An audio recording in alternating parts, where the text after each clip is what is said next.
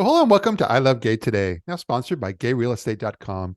And this is kind of a special series we're doing in conjunction with Cinequest, the film festival based in the Bay Area. And we're here with one of the filmmakers and producers, Danielle Fountaine. How are you?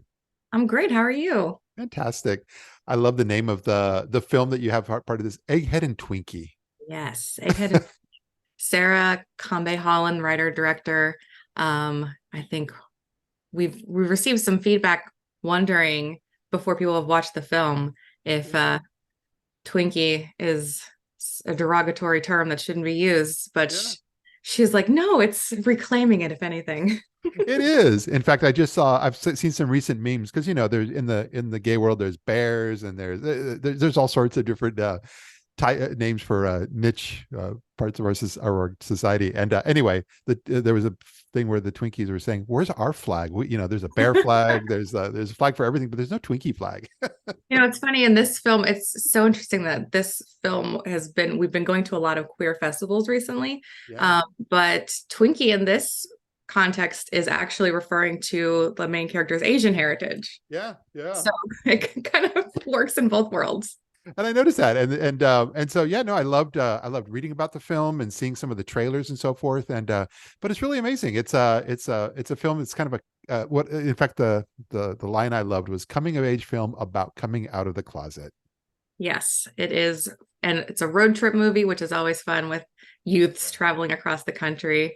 And that is specifically one of the things that drew it to me. All of my favorite movies are always coming of age movies. From like Now and Then was one of my favorites back when I was younger. And Juno, which is one of the films that inspired a lot of the movie Yeah. Egghead and Twinkie. So coming of age is always fun to watch and participate in. Yeah. Well, I think what's amazing, I believe from also what I understand, you're one of the very first that crowdfunded this project through TikTok. Yes, that is something we didn't realize until after we'd done it and we started Okay. other outlets report on it. So it wasn't Yeah. something we ever set out to do. But because of the pandemic, we had a lot more time to figure out how we were going to crowdfund. And Yeah. in doing that, Sarah was spending some time on TikTok. And right before we were going to launch our crowdfunding on Seed and Spark, actually, it wasn't even that close. It was probably like a month, maybe even 2 months out. She Yeah. posted a pitch video for Egghead and Twinkie on TikTok. And within 24 hours, there were like 200 or 2 million views, I think. Yeah. Yeah. So we were like, okay, we have something here. We have to jump on this. Yeah. And then not only that, but people started reaching out asking how they could participate in making sure the movie got made. Yeah. So we immediately set up Venmo and PayPal accounts so people could send money if they wanted to. But then the next video Sarah posted was, hang tight, we're going to be launching a crowdfunding campaign in the next few months. And then over the next few months, she continued to post a few videos here and there to keep engagement. And then once we started the crowdfunding, we really reached out to the TikTok audience and made sure to keep them engaged throughout the whole process with live videos and countdowns and all those things. So it was really interesting. We met our goal. We went beyond our goal. People donated between $1 and $10,000. It was really Wow. crazy and amazing. Wow.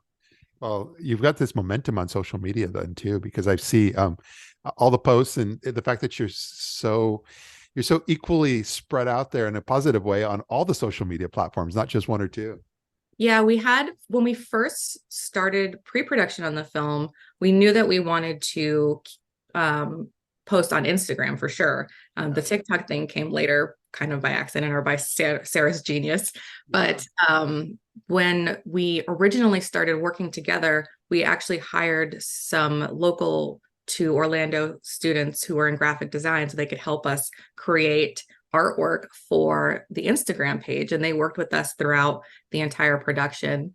Now it's mostly Sarah running everything, but they really set the tone for all the artwork that's on there. And they set a style that I think helps keep people engaged. They know what to expect and when to expect it, I think. Yep. Yep. So I think that's important. And it's fun to see people react immediately every time you post something. And interestingly, our comments are always so positive, which is not normal on the internet.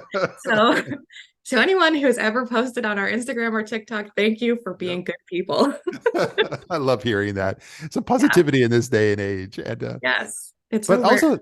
but the film festivals you're in. I mean, I know it seemed like I saw that you were at BFI Flare in London, and then but Outfest, Frameline, some of my favorites, and even right now you're in Sydney. So you guys are like all over the place. Yes, we started our world premiere was with Cinequest at the Virtual Egg in March. Yeah. And since then, I think a few weeks later, we took the opportunity to travel to London and go to BFI Flare, and we had two screenings there that sold out, and they opened up a third screening. So that was so crazy and exciting.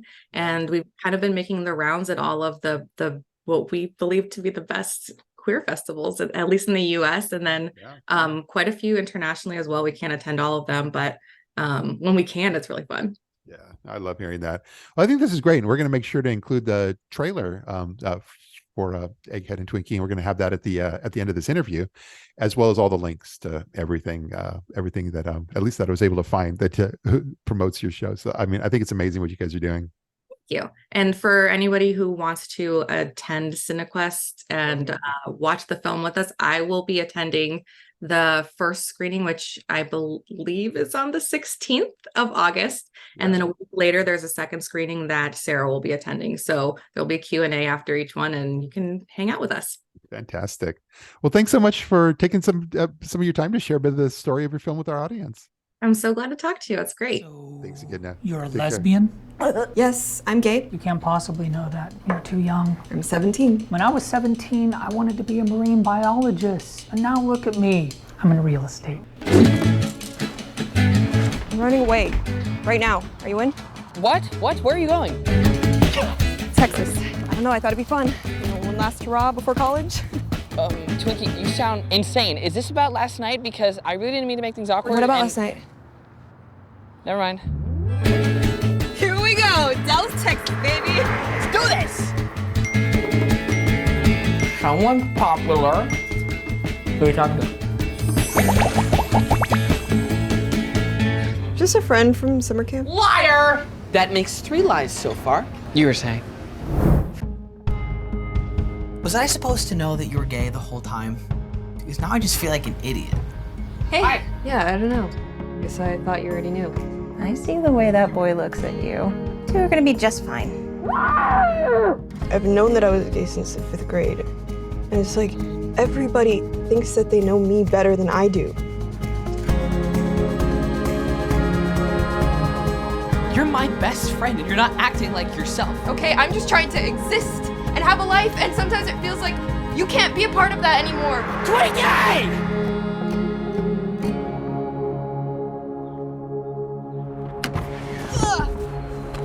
Rise and shine!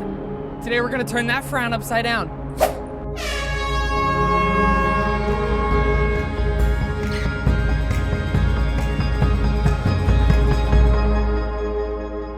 Well, lucky for you, we don't have to stop for snacks. What? Why? Stack it! What? That's awesome. Gummy bears, gummy worms, Cheetos, popcorn, baby wipes. Baby wipes? Well, yeah, for the Cheeto dust. Duh. Hey, duh.